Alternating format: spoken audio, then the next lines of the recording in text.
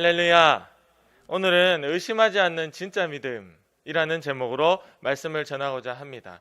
우리가 보통 교회를 나오면 예수님을 믿어야 천국에 갑니다. 또 하나님을 믿으세요. 그렇게 얘기를 하잖아요.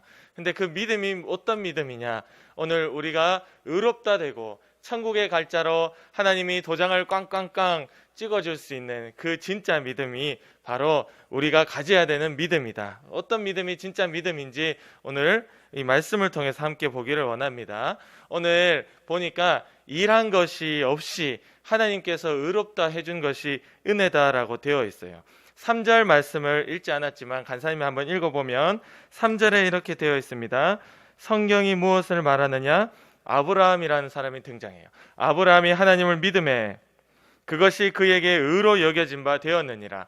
아브라함이 하나님을 믿었기 때문에 그가 의롭다. 2절에 보면 만일 아브라함이 행위로서 의롭다함을 받았으면 자랑할 것이 있으려니와 하나님 앞에서는 없느니라.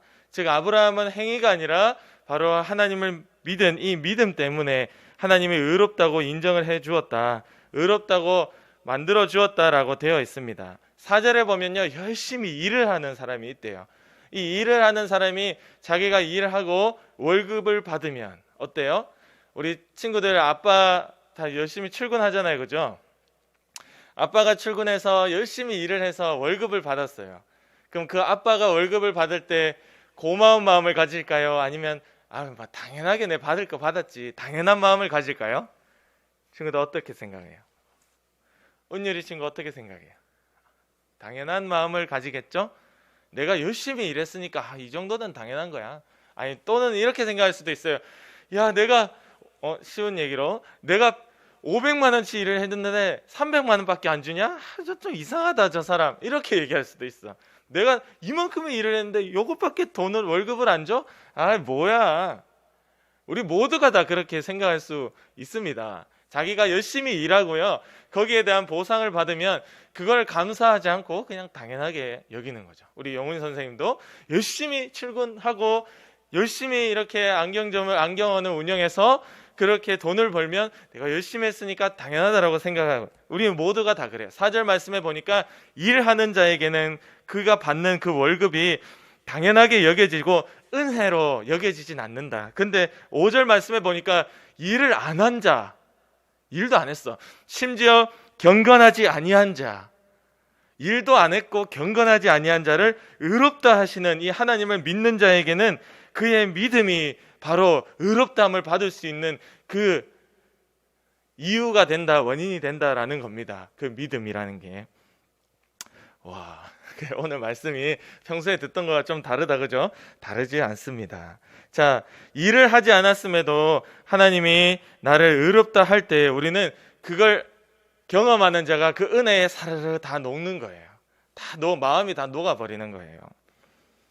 일을 한 것이 없음에도 불구하고 6절에 보세요. 일한 것이 없이 하나님께서 의로 여기심을 받는 사람의 복에 대하여 다윗이 말한 바, 이렇게 얘기하고 있어요. 일을 하지도 않고 경건하지도 않은 그 자를 하나님이 의롭다 할 때 바로 그 자가 복을 받은 자라고 성경이 이야기하고 있습니다. 여러분, 1만 달란트 탕감받은 자에 대한 이야기를 들어본 적이 있나요? 1만 달란트라고 엄청 어마어마한 20조, 25조 정도 되는 도저히 우리가 갚을 수 없는 그 빚을, 누군가 그 빚을 돈을 빌려준 사람이, 야, 너 보니까 이 돈 도무지 갚을 방법이 보이지 않는다. 내가 이거 없는 셈 쳐줄게. 용서해 줄게. 그냥 돌아가라. 1만 달란트 빚진 사람이 용서를 받고 돌아가는 장면이 성경에 있습니다. 1만 달란트를 자기가 갚기 위해서 노력한 게 없어요. 어떻게 1만 달란트는 애초에 갚을 수가 없는 돈이에요. 우리가 하나님 앞에 이 나의 노력으로 내 죄를 용서받을 수 있는 길은 아무것도 없습니다. 오직 하나님의 은혜로, 할렐루야, 하나님의 복으로. 그러니까 내 스스로 노력해서 이 죄를 내가 용서받았지라고 생각하면 그걸 당연하게 여긴다는 거예요. 은혜가 아니라 그냥 내가 노력해서 용서받았으니까 내가 잘했지. 내가 기도 1시간 해서 이 죄를 용서받았으니까 내가 잘했지. 우리는 다 이렇게 착각하지 말고 그 죄를 용서해 주시는 도저히 내가 1시간이 아니라 평생 기도하고 하나님 앞에 엎드려 살아도 용서받지 못하는 그 죄였는데 그것을 하나님이 용서해 주시고 내가 너를 의롭다 할 때 그 의롭다 하심을 얻은 자가 복이 있는 자다. 할렐루야. 아멘. 그런데 우리가 오해하지 말아야 될 것은 바로 그 복 있는 자가 7절과 8절에 보면 이렇게 나와 있어요. 불법이 사함을 받고 죄가 가리워짐을 받는 사람들이 복이 있다. 죄가 가리워진다. 또는 8절에 보면 그 죄를 인정하지 아니하실 사람. 즉 다시 말해서 하나님의 이 은혜를 경험해 본 사람은 바로 그 죄가 가리워진 자고 그 죄가 더 이상 인정이 되지 않는 자다. 그 죄를 더 이상 반복하지 않는 자다. 할렐루야. 근데 우리가 살아보니까 죄를 여전히 반복하고 있다. 이 말은 아직도 하나님으로부터 내 죄가 가리워진 이 경험을 못했거나 아니면 했어도 세상을 너무 사랑하여 아직도 세상에 한 발, 하나님께 한 발 이렇게 갈팡질팡하고 있는 겁니다. 오늘 하나님께서 정말로 우리의 죄를 가리워 주시고 네가 잘난 게 없어. 하나님 이렇게 오늘 저에게도 말씀하시는 거예요. 네가 잘난 게 없어. 넌 실수투성이야. 네 스스로 아무리 백날 해봐라. 너의 죄는 조금도 네가 해결할 수 없다. 그러나 내가 너를 의로 여기겠다. 할렐루야. 그것을 아는다, 경험하는 자가 하나님 앞에 마음이 다 사르르 녹아버리고 그 죄가 가리워졌으니 결코 이 죄를 다시 반복하지 않아야 되겠다. 이를 악물고 믿음으로 사는 겁니다. 바로 이 자가 복이 있는 자다. 할렐루야. 아멘. 우리가 스스로 노력해서 구원을 얻는다면 아마도 많은 사람들이 천국에 갈 수 있었을 거예요. 우리가 보면 간사님이 처음 직장에 처음은 아니구나. 했더니 그 병원에 어떻게 취업했는데 병원에 보니까 이만한 불경이 금으로 적혀 있어. 금으로.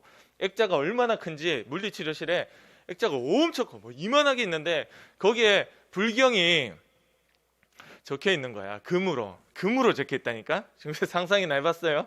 글이 금색이에요. 이게 뭐예요? 금이래요.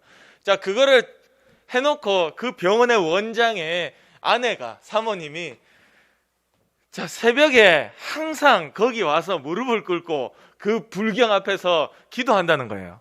불교예요, 불교. 대단하지 않습니까? 그리고 이 사람들 보니까 12시에 딱 맞춰서 기도해야 효험이 있다, 효능이 있다 말하자면. 그래서 무조건 11시 50분도 안 되고 10시도 안 되고 4시간 날 때 가는 것도 아니고 딱 12시에 법당에 가서 한대요, 기도를. 대단하더라고. 그 천주교 성당 다니는 사람은 어때요? 매주 화요일, 목요일 일주일에 2번씩 구제하러 다니죠. 이들은 구제를 목숨같이 여깁니다. 정말 열심히 다녀요. 온갖 도와줄 수 있는 봉사하는 곳이라면 다 쫓아다녀요. 천주교. 대단하죠, 이 정성. 만약에 오늘 하나님 앞에 우리가 열심히 노력해서 천국 갈 수 있다라고 했더라면 아마 이런 사람들 다 천국에 가게 될 것입니다.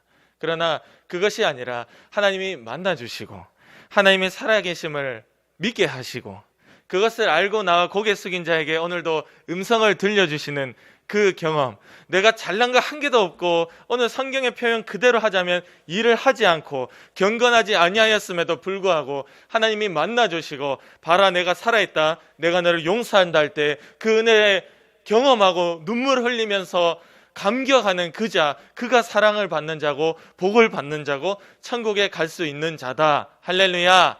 이 경험이 우리 모두에게 있기를 원합니다.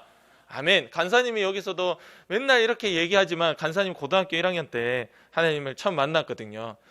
고등학교 1학년 때 잘난 게 한 개도 없었어요. 교회도 한 달에 한 번 나올까 말까. 친구들 만날 때 교회를 처음 나왔어요. 초등학교 3학년 때 교회를 처음 전도 받아서 나왔는데 초등학교 3학년 때부터 고등학교 1학년 때까지 교회를 다니니까 알기는 알죠. 듣기는 듣죠. 그냥 잘은 몰라도 하나님이 살아있다 하니까 살아있나 보구나. 천국과 지옥이 있다 하니까 있는갑다. 그러다가 그게 한 개도 안 믿어졌어요. 그러니까 맨날 친구들 따라서 놀러 다니고 축구하러 다니고 이래 축구를 되게 좋아했거든요. 그리고는 고등학교 1학년 때 수련회 안 가면 엄마가 너 죽인다 쉬운 얘기, 안 가면 너 용돈도 없고 밥도 안 주고 너 안 가면 죽어 엄마한테 이러니까 고등학교 1학년 때 어쩔 수 없이 끌려서 친한 친구 아무도 없어. 그냥 가방 들고 맨 뒤에 앉아가지고 교회 뒤에 앉아서 언제 도망갈까 결국 도망 못 가고 큰 대형 버스에 끌려가지고 타가지고 수련회를 간 겁니다. 고등학교 1학년 때. 근데 오기가 생기더라고요. 간사님 마음에. 진짜 하나님 살아있으면 이번에 만나주시고 진짜 안 만나주면 나는 기독교를 믿지 않겠다. 평생에 하나님을 믿지 않겠다 하는 그 오기를 가지고 가서 시키는 대로 다 했어요. 첫날 밤부터 무너지기 시작합니다. 하나님이 만나주신 거예요. 할렐루야. 저한테 정말 천만다행이죠. 자, 제가 잘난 게 한 개도 없었어요. 제가 그 하나님 만나기 위해서 노력한 게 없었어요. 그냥 마음에 결심은 했어요. 시키는 대로 해보자. 그리고 제가 기도할 때 하나님이 만나주셨어요. 그때 그 모든 어릴 때부터 짓던 죄들을 깨닫게 하시고 눈물, 콧물, 침까지 질질 흘려가며 사람이 미치는 거야 이게 하나님을 만나면. 자, 그리고는 제 이 생각과 제 삶이 바뀌었어. 근데 그거를 하기 위해 그 하나님을 만나주시기 위해서 내가 노력한 게 없다니까. 그냥 버스에 끌려서 타고 끌려간 것밖에 없어. 끌려간 거야. 내 뜻과 상관없이. 하나님의 은혜입니다. 오늘 이 성경을 적은 바울도 마찬가지죠. 정말로 하나님이 미워하는 것들만 골라서 하다가 하나님이 갑자기 만나주셨어요. 친구들, 하나님이 처음 만나주시는 그것은요 전적으로 하나님의 사랑이요 은혜입니다. 할렐루야. 근데 진짜 그걸 경험한 자는 인생이 바뀌는 거예요. 근데 우리가 안 바뀌니까 이 바리새인과 서기관들이 예수님 시대에도 우리가 말씀을 이만큼 읽고 기도를 이만큼 하고 어려운 사람을 이만큼 도와주고 금식도 하고 할 것 다 했다. 그들이 너무 당당하게 사니까 그들이 결국 예수님을 죽여버렸거든요. 그러니까 오늘 이 바울이 자기가 자기 일을 너무 잘 알고 자기의 과거의 모습을 또 그런 사람들을 너무나 잘 아니까 너희가 그런 행함으로 구원을 얻는 것이 아니라 바로 예수를 믿음으로 할렐루야 하나님이 만나주시는 전적인 하나님의 그 복이요 은혜로만 구원을 얻을 수 있다라고 이야기하고 있는 거예요. 그러면서 오늘 등장하는 인물이 아브라함입니다. 아브라함에게 의롭다 했다 하나님이 17절 말씀해 보면 이 아브라함의 이 믿음 때문에 의롭다 했는데 아브라함이 가진 믿음이 어떤 믿음이냐? 첫째, 죽은 자를 살리는 것. 하나님은 죽은 자도 살릴 수 있다는 이 믿음을 가졌대요. 그래서 아브라함에게 아들이 하나 이삭이라는 아들이 있었는데 그 이삭을 하나님께 제물로 바치기 위해서 하나님이 제물로 드리라 하니까 너무 엉뚱한 소리지만 하나님이 말씀하시니 순종하겠습니다. 이삭을 내가 죽이더라도 하나님은 죽인 자도 살리시는 분이시니 할렐루야. 이 믿음이 있었다는 거예요. 그래서 이삭을 잡기 위해 칼을 들고 이삭을 내리치려 할 때 하나님이 이제야 네가 나를 사랑하는 줄 내가 알았도다 라고 얘기하시거든요. 이 믿음이에요. 그냥 쉬운 믿음이 아니죠. 그리고 17절 말씀에 하나 더 나오죠. 없는 것을 있는 것으로 부르시느니라. 자, 이것은 무슨 말이냐? 아브라함 나이 99살 때 하나님이 천사들이 찾아왔어요. 그래서 얘기하는 겁니다. 내년에 네가 아이를 낳을 것이라고. 무슨 생뚱맞은 소리. 나 내년에 100살인데 우리 아내는 지금 90살, 내년에 91살인데 어떻게 애를 낳아? 여러분 91살 할머니가 아이를 낳을 수 있나요? 있을 수가 없는 일이죠. 보통 한 45, 50 정도 지나가면 이제 다 끝납니다. 아이를 낳을 수가 없어요, 사람은.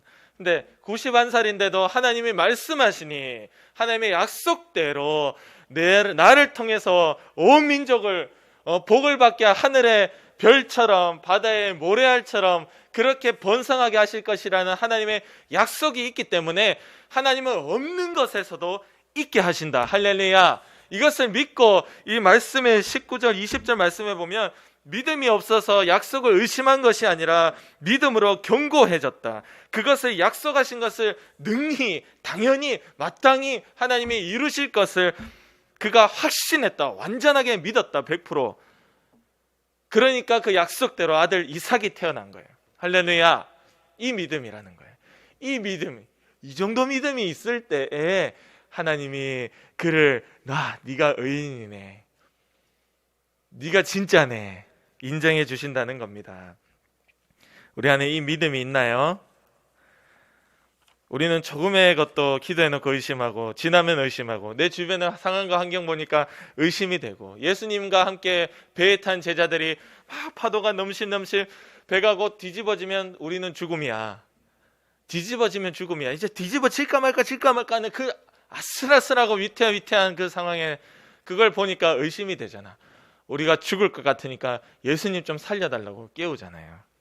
여러분, 우리도 똑같습니다. 주변의 상황과 환경 보면서 또 의심하고 걱정되고 두려워하기 시작하나, 바로 의심하지 않고 하나님의 약속대로 이루실 것을 믿는 이 믿음이, 우리에게 그 믿음이 있을 때, 야, 네가 진짜 의인이다, 너는 천국 가겠다, 하나님이 약속해 주십니다. 할렐루야, 아멘.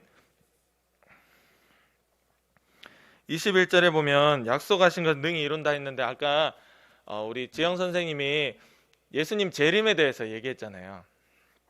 예수님이 다시 오실 거 좀 뜬금이 없다라고 생각을 했어요. 근데 뜬금이 없는 게 아니라 오늘 설교 중에 이게 등장을 합니다. 우리가 많은 약속들을 믿지만 진심으로 예수님의 재림, 예수님이 이 땅에 다시 오신다, 이 땅에 끝이 있다, 또는 여러분들이 죽으면 하나님 앞에 가 서게 된다, 예수님의 부활과 재림을 믿는 이 믿음이 우리 가운데 있는지 돌아볼 수 있기를 원합니다.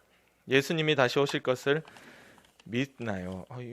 이건 제가 설교 준비하면서도 이거를 말을 해야 되나 말아야 되나 갑자기 왜 이게 좀 뜬금없다 했는데, 오늘 지영 선생님 뜬금없이 예수님의 재림을 이야기했고, 저는 준비한 대로 합니다. 예수님의 부활과 재림을 믿는 이 믿음이 있어야 된다는 거예요. 이 믿음이 있을 때에 하나님이 그를 의롭다라고 얘기해 주신다는 겁니다. 오늘도 우리는 이 믿음으로 의롭다함을 얻을 수 있습니다. 오늘도 우리도 마찬가지. 24절에 보면 이렇게 돼 있잖아요. 의로 여기심을 받을 우리도 위함이니. 오늘 우리 때문에 이 말씀을 주신다. 우리도 위함이니, 곧 예수 우리 주를 죽은 자 가운데서 살리시니 하나님을 믿는 자, 이 믿음.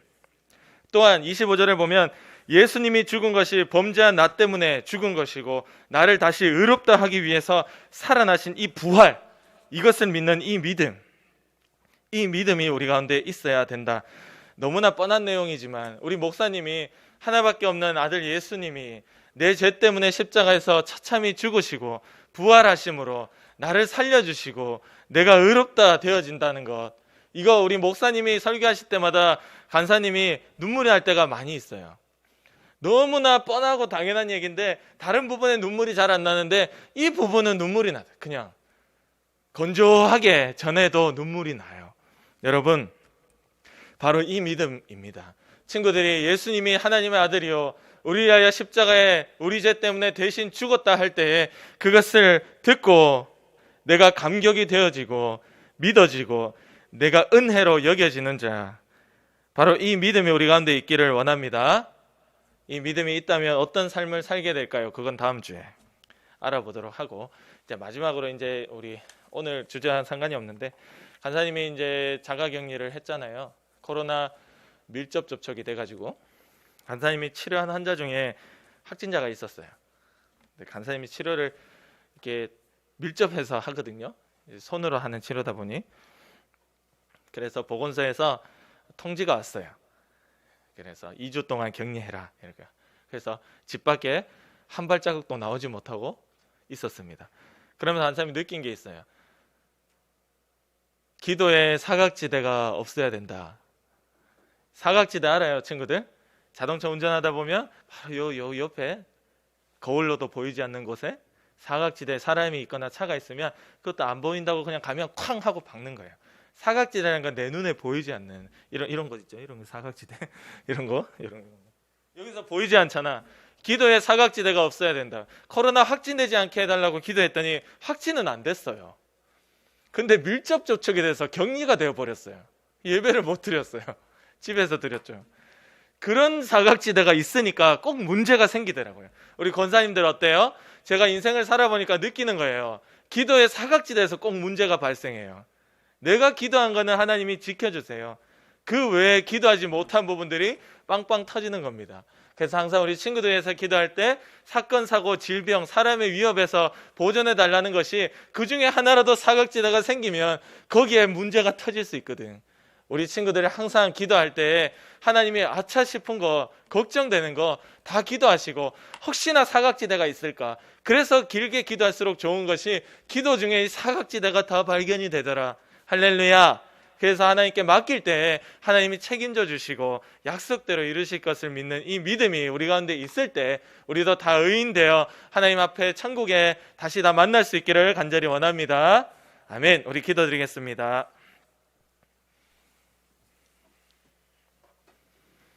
이 시간 우리 기도드릴 때 하나님, 정말로 우리 안에 믿음이라고 하지만 예수님의 부활과 다시 오실 것과 또 내 죄 때문에 죽으셨다는 그 믿음이 우리 가운데 있게 도와주시옵소서.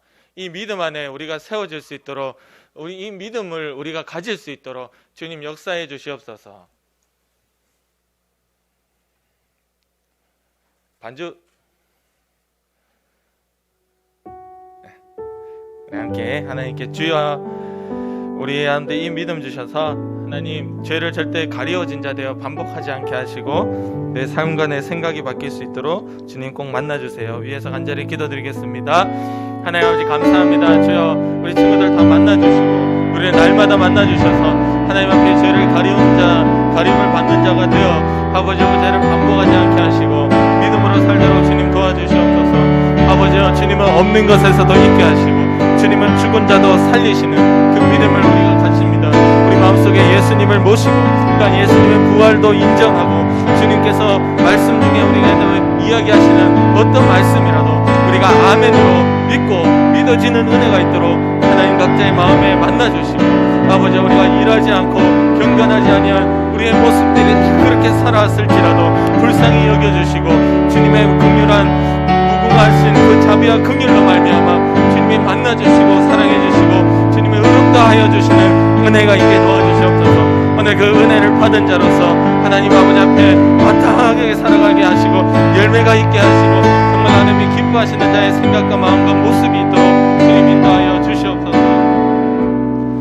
하나님 감사합니다. 평생 이 믿음 가지고 살도록 도와주시고 우리가 때로 넘어지고 때로는 세상 가운데 일을 하지 않고 경건하지 아니할지라도 주님 불쌍히 여겨주셔서 꼭 만나시고 회개시켜 주시고 다시금 그 죄를 반복하지 않는 진짜 믿음을 가질 수 있도록 주님 도와주시옵소서. 주님의 죽으심과 부활하심 다시 오심을 들을 때마다 믿어지고 감격이 되고 은혜로 여겨지고 눈물이 날 수 있는 우리 친구들, 저와 또한 저와 선생님들 다 될 수 있도록 주님 인도하여 주시옵소서. 오늘도 우리를 의심하게 만들고 오늘도 우리를 하나님 아버지 앞에 게으르게 만들고 여전히 그 죄를 반복하게 만들고 우리의 마음과 생각과 감정을 빼서 흔들어 버리는 더러운 마귀의 역사야. 우리를 아프게 하고 병들게 하고 하나님의 뜻과 상관없이 공부 못하게 만들고 가난하게 만드는 귀신의 역사야. 나사렛 예수 그리스도 이름으로, 예수의 이름과 피로 지금 명령하오니 당장 떠나가라, 떠나가라, 떠나가라,